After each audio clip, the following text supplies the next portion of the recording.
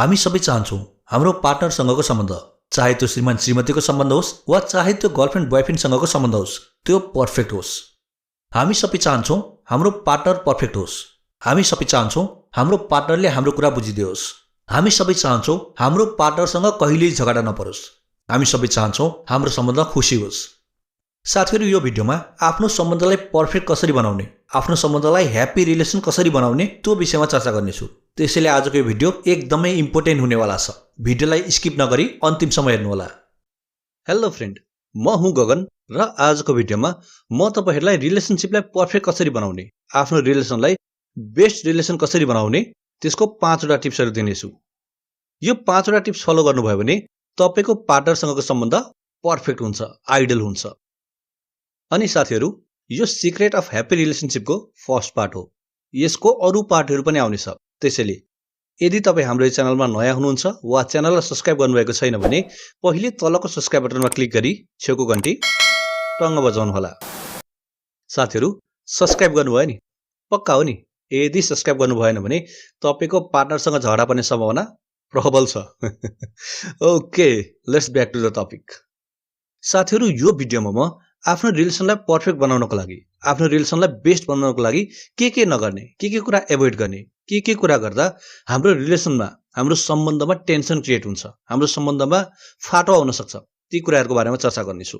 जुन कुराहरुलाई हाम्रो सम्बन्धमा आउन दिनु हुँदैन, हाम्रो सम्बन्धमा आउनबाट रोक्नुपर्छ, ती कुराहरुको बारेमा चर्चा गर्नेछु। आजको भिडियोमा हटाउनु पर्ने कुराहरुको बारेमा चर्चा गर्नेछु भने नेक्स्ट भिडियोमा के गर्नुपर्छ ती कुराहरुमा चर्चा गर्नेछु। त्यसैले भिडियोलाई धेरै लामो नबनाइकन लेट्स गेट स्टार्टेड।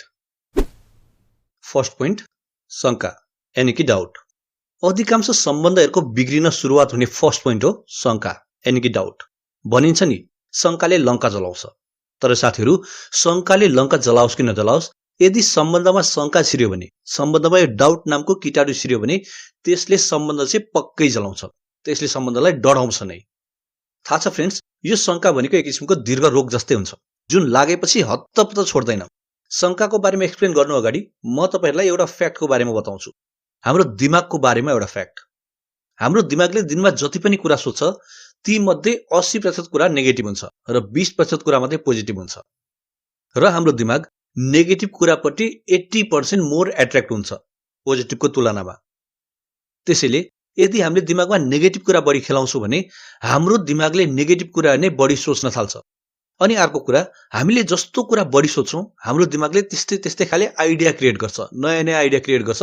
हामीले धेरै सोच्ने कुरामा हामीले नेगेटिभ कुरा धेरै सोच्छौं भने हाम्रो दिमागले नेगेटिभ आइडियाहरु बढी क्रिएट गर्छ। हामी पोजिटिभ धेरै सोच्छौं, हाम्रो दिमागले पोजिटिभ आइडियाहरु क्रिएट गर्न थाल्छ। अब तपाईले आफ्नो पार्टनरलाई बढी शंका गर्नुहुन्छ भने तपाईको दिमागले शंका गर्ने नयाँ आइडियाज क्रिएट गर्छ, नयाँ वेजहरु बनाउँछ, नयाँ बाटोहरु बनाउँछ, जसले गर्दा तपाईले थुप्रै शंका गर्ने कारणहरु भेट्न थाल्नुहुन्छ। सानो भन्दा सानो कुरामा पनि अब तपाईलाई आफ्नो पार्टनर प्रति शंका लाग्न थाल्छ।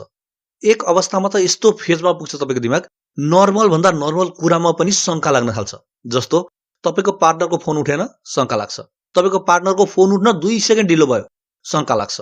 तपाईको पार्टनरको फोन गर्दा फोन बिजी भयो, शंका। यस्ता साधारण भन्दा साधारण कुरामा पनि तपाईको दिमागले शंका क्रिएट गर्न सुरु गर्छ। फेरि साथीहरु, हामीले यो पनि बुझ्न जरुरी छ, हामीले कसैलाई पनि विश्वास गर्न बाध्य बनाउन सक्दैनौं र कसैले पनि हामीलाई धोका दिदैन भनेर हामी 100% स्योर हुन सक्दैनौं। यदि तपाईको पार्टनरले तपाईलाई धोका दिन्छ नै भने, तपाईको पार्टनरको नियत खराबी छ भने तपाईले जतिसुकै शंका गर्नुस्, जतिसुकै उलाई निगरानी गर्नुस्, उसले तपाईलाई धोका दिन्छ नै। र यदि तपाईको पार्टनरले तपाईलाई धोका दिदैन भने तपाईले जतिसुकै फिसोड्नुस्, जतिसुकै उलाई खुला छोड्नुस्, उसले तपाईलाई धोका दिदैन। जब तपाईको शंकाले तपाईको रिलेसनलाई स्ट्रङ बनाउन सक्दैन, जब तपाईको शंकाले तपाईको पार्टनरलाई लोयल बनाउन सक्दैन भने यो शंका गर्नुको फाइदा के हुन्छ? केही पनि हुँदैन, मात्र शंकाको बेफाइदा हुन्छ। त्यो बेफाइदा हो तपाईले बिस्तारै आफैलाई मानसिक रोगी बनाउनुहुन्छ। तपाईहरुलाई अचम्म लाग्यो होला है, मानसिक रोगी बनाउँछ शंकाले भन्दा? एक किसिमको रोग हुन्छ साथीहरु, जसलाई ओसीडी यानी कि डाउटिङ डिसअर्डर भनिन्छ। यो एउटा एक्चुअल मेन्टल रोग हो, जुन रोग लागिसकेपछि हामीले ट्रिटमेन्ट गर्नुपर्छ, साइकोलोजिस्टका गएर या साइकियाट्रिकका गएर। साथीहरु, एउटा पर्फेक्ट सम्बन्ध, एउटा पर्फेक्ट रिलेसन शंकाको बलमा होइन, विश्वासको बलमा सुरुवात हुन्छ। जहाँ विश्वास हुन्छ त्यहाँ एउटा पर्फेक्ट सम्बन्ध हुन्छ। जहाँ शंका हुन्छ त्यो सम्बन्ध कहिले पनि पर्फेक्ट हुँदैन। त्यसैले आजबाट शंका गर्न बन्द गर्नुस् र एउटा विश्वासको सम्बन्ध बनाउनुस् र आफ्नो रिलेसनलाई फर्स्ट चरणमा पहिलो चरणमा स्ट्रङ बनाउनुस्, शंका गर्न बन्द गर्नुस्। सेकेन्ड नम्बर तुलना यानी कि compare. The second thing you should never do in a relationship is compare. साथीहरु, एउटा खुसी मुडलाई, एउटा ह्याप्पी मुडलाई क्षणभरमै खराब बनाउने, क्षणभरमै एङ्ग्री मुडमा परिणत गर्ने चिज हो कम्पेयर। यदि तपाईले आफ्नो पार्टनरको कम्पेयर अरूसँग गर्नुहुन्छ भने यसले सम्बन्धमा इस्यु क्रिएट गर्छ, समस्याहरू बन्न थाल्छ, जसले सम्बन्धमा अनावश्यक झगडाहरू निम्ताउन थाल्छ। किनकि संसारमा यस्तो व्यक्ति कोही पनि छैन जसलाई आफ्नो कम्पेयर अरूसँग गरेको मन परोस्, स्पेशली नेगेटिभ वेमा। हामी मध्ये धेरैको बानी हुन्छ आफ्नो पार्टनरको केही कुरा मन परेन भने अरूसँग कम्पेयर गरिदिने। फलानाको वाइफ, फलानाको हस्बेन्ड, फलानाको बोयफ्रेन्ड, फलानाको गर्लफ्रेन्ड, उसको यो कुरा राम्रो छ, यस्तो बानी राम्रो छ, उबाट सिक्नु नि यो कुरा भनेर कम्पेयर गरिदिन थाल्छौं र यहाँबाट सुरु हुन्छ हाम्रो सम्बन्धमा फाटो। यहाँबाट फाटो आउन सुरु गर्छ सम्बन्धमा। अब तपाईहरुले भन्नुहोला, सर यसमा त हामीले कुनै गलत इन्टेन्सन राखेको हुँदैनौ त, आफ्नो पार्टनरको यो कुरा पर्फेक्ट होस् भनेर भनेको। म मान्छु त्यो कुरा, म मान्छु कि त्यो अवस्थामा हाम्रो इन्टेन्सन गलत हुँदैन, तर भन्ने शैली चाहिँ गलत हुन्छ। यस्तोमा हाम्रो पार्टनरले त्यो कुरालाई पोजिटिभ रूपमा लिने होइन। हाम्रो पार्टनरको मनमा इन्सिक्युरिटीहरू पैदा हुन थाल्छ, डाउट पैदा हुन थाल्छ, जेलसी पैदा हुन थाल्छ। यसले रिलेसनमा प्रब्लम क्रिएट गर्छ, इस्यु क्रिएट गर्छ। सो यदि तपाईको पनि आवेगमा आउँदा या अरू कुनै पनि अवस्थामा आफ्नो पार्टनरको अरूसँग कम्पेयर गर्ने बानी छ भने यसलाई तुरुन्तै हटाउनुस्। आफ्नो पार्टनरको कुनै कुरा मन पर्दैन भने शान्त रहेर उसलाई छुट्टै राखेर एकान्तमा राखेर सम्झाउनुस्, यो कुरा यस्तो हुनु हुँदैन, यो कुराले मलाई ब्याड फिल गराउँछ, तिमीले यो कुरालाई यसरी गरिदिँदा त्यसले मलाई ब्याड फिल गर्छ, मलाई नराम्रो लाग्छ, प्लिज यसलाई रोक्देऊ अथवा यसलाई यसरी गर भनेर शान्तसँग सम्झाउनुस्, तर कम्पेयर नगर्नुस्। साथीहरु, अब थर्ड पोइन्टको कुरा गरौँ। थर्ड पोइन्ट हो आफ्नो बारेमा मात्रै सोच्नु वा बीइङ सेल्फिश। साथीहरु, this is one of the major reason of divorce or breakup. जुन कुनै पनि सम्बन्धमा जब व्यक्ति सेल्फ ओरिएन्टेड हुन्छ, जब व्यक्ति सेल्फ माइन्डेड हुन्छ, त्यो सम्बन्ध नर्क भन्दा फरक रहँदैन। जुनसुकै सम्बन्धमा पनि यदि व्यक्तिले आफ्नो बारेमा मात्रै सोच्छ, मेरो पार्टनरले यस्तो गर्दै हुन्थ्यो, मेरो पार्टनरले यस्तो गर्दै म खुसी हुन्थे, यसरी बोल्दै हुन्थ्यो, यसरी खाइदै हुन्थ्यो, मेरो पार्टनरले यो कुरा गर्दैदेखि म खुसी हुन्थे, म यस्तो चाहन्थे भनेर आफ्नो बारेमा मात्रै सोच्छ भने त्यो सम्बन्धको ढिलो चाँडो स्याड इन्डिङ हुन्छ नै। फ्रेन्ड्स, एउटा भनाइ छ नि, relationship is not only about taking, it's about giving to. मतलब सम्बन्धमा आफूले चाहेको मात्रै पाउनु होइन, आफूले पनि दिन सक्नु हो। मैले के गर्दै भने मेरो पार्टनर खुसी हुन्छ, मेरो पार्टनरको लागि के कुरा मैले गर्दै भने ऊ मसँग ह्याप्पी रहन सक्छ, यो कुरा पनि हामीले सोच्नुपर्छ। आफ्नो खुसी मात्रै सोच्ने हो भने सम्बन्ध नर्क भन्दा फरक रहँदैन। त्यसैले साथीहरु, यदि तपाई पनि आफ्नो सम्बन्ध पर्फेक्ट होस् भनी चाहनुहुन्छ भने आजैबाट, इनफ्याक्ट अहिलेबाट आफ्नो पार्टनरको बारेमा पनि सोच्न थाल्नुस्, आफ्नो पार्टनरको खुसीको बारेमा पनि सोच्न थाल्नुस्। मैले के गर्दै भने मेरो पार्टनर खुसी हुन्छ, सोच्न थाल्नुस्। अब पालो चौथो पोइन्टको, र चौथो पोइन्ट हो धेरै एटेन्सन सिकर नबन्नुस्। साथीहरु, संसारमा दुई किसिमका एटेन्सन सिकरहरू हुन्छन्। एक हेल्दी एटेन्सन सिकर, दुई अनहेल्दी एटेन्सन सिकर। नर्मली जो हेल्दी एटेन्सन सिकरहरू हुन्छन् उनीहरू आफ्नो पार्टनरसँग मिठो बोलेर, हाँसी मजाक गरेर, राम्रो व्यवहार गरेर, राम्रो साथ सपोर्ट गरेर, राम्रो गेटअप गरेर, राम्रो मिठो बोलेर आफ्नो पार्टनरको एटेन्सन ग्र्याब गर्छन्। तर कहिलेकाहीँ यही एटेन्सन सिकिङको नाममा केही मान्छेहरू अनयुजुअल हरकतहरू गर्न थाल्छन्।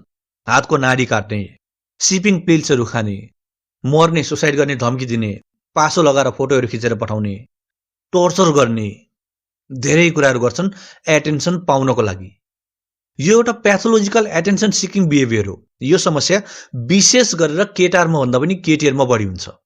जो मान्छेमा सेल्फ कन्फिडेन्स, सेल्फ रेस्पेक्ट कम हुन्छ उनीहरूले यस्तो हरकत गर्छन् आफ्नो पार्टनरको एटेन्सन ग्र्याब गर्नको लागि। यसलाई डाक्टरहरूले एउटा मानसिक रोगीको रूपमा लिन्छन् र यसको ट्रिटमेन्ट पनि हुन्छ।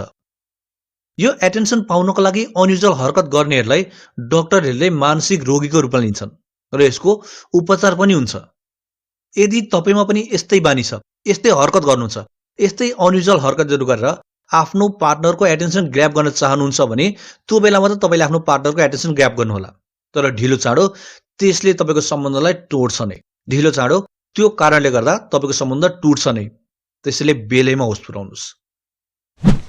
साथीहरु, अब कुरा गरौँ 5 नम्बर पोइन्टको र 5औं पोइन्ट हो झगडा, यानी कि डिस्कस। सम्बन्धमा कहिलेकाहीँ झगडा पर्नु, सम्बन्धमा कहिलेकाहीँ डिस्कस हुनु साधारण कुरा हो, सामान्य कुरा हो। तर जब यही झगडाले, जब यही डिस्कसले सम्बन्ध नै टुट्ने अवस्था आउँछ, यो साधारण कुरा चाहिँ होइन, यो सामान्य कुरा होइन। मैले पर्सनली धेरै यस्ता मान्छेहरु देखेको छु जो सानो भन्दा सानो कुरामा नि खोज्छन्, जो सानो कुरालाई इस्यु बनाएर त्यसलाई गुन्दै गुन्दै गुन्दै गुन्दै पहाड जस्तो ठुलो बनाएर झगडा गर्न थाल्छन्, जो बितेको कुरामा झगडा गर्छन्, जो आजभन्दा महिनौं दिन अगाडिको बितेको कुरालाई फेरि ल्याएर झगडा गर्छन्, जो एउटा सानो न्यू पाएपछि त्यसलाई बढाउँदै बढाउँदै झगडा गर्छन्। कोही व्यक्तिहरु यस्ता हुन्छन् जो दुईजना पार्टनर बीच, आफ्नो श्रीमान श्रीमती अथवा गर्लफ्रेन्ड बोयफ्रेन्ड बीच बसेर कुरा गर्दा सजिलै सल्भ हुने कुरा हुन्छ, त्यसलाई सजिलै सल्भ नगरेर झगडाको बाटो रोज्छन्, त्यसमा गुत्न थाल्छन्, गुन्दै गुन्दै ठुलो बनाएर झगडा गर्छन्। मलाई थाहा छैन मान्छेले यस्तो किन गर्छन्, यसले उनीहरुलाई के खुशी मिल्छ। जुन कुरा आफ्नो पार्टनरसँग राख्दाखेरि सजिलै सल्भ हुन्छ, जुन कुरा भन्दाखेरि सजिलै सल्भ हुन्छ, त्यो कुरालाई नभनेर, त्यो कुरालाई नराखेर झगडाको सहारा मान्छे किन लिन्छन्, मैले यो कुरा बुझ्न सकेको छैन। अक्सर तिनै व्यक्तिले भनेको सुन्छु फेरि, मेरो पार्टनरले मैले भनेको बुझ्दैन, मेरो पार्टनरले मेरो मनको कुरा बुझ्दैन। म तिमीलाई भन्न चाहन्छु, यदि तिम्रो पार्टनरले तिम्रो मनको कुरा बुझ्दैन जस्तो लाग्छ भने के तिमीले चाहिँ तिम्रो पार्टनरको मनको कुरा बुझ्छौ? तिमी सानो सानो कुरामा इस्यु क्रिएट गरेर, सानो सानो कुरामा बखैडा क्रिएट गरेर झगडा गर्छौ, रिलेसनशिपमा अनावश्यक तनाव क्रिएट गर्छौ, अनावश्यक टेन्सन क्रिएट गर्छौ, अनि तिमीले भन्छौ तिम्रो पार्टनरले तिमीलाई बुझ्दैन। पार्टनरले तिमीलाई नबुझेको होइन, तिमीले पार्टनरलाई नबुझेको। यदि तिमीले पार्टनरलाई बुझ्थ्यौ भने यो सानो सानो कुरामा झगडा क्रिएट गर्दैनथ्यौ, किनकि झगडाले रिलेसनलाई स्ट्रङ बनाउँदैन।